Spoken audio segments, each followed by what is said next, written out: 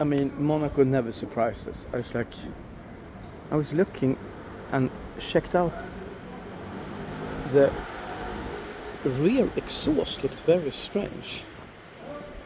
And then I kind of figured we are talking about one-off coupe that does not exist. This is a one-off coupe. I've seen another one in Monaco actually,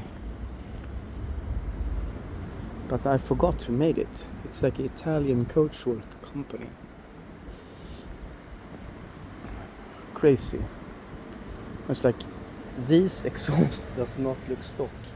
That's not Bentley quality either. But still, this guy bought like a double expensive Mulsanne and made a Mulsanne Coupé for the double the price. Nobody knows it's even special except me, because I like cars. Crazy.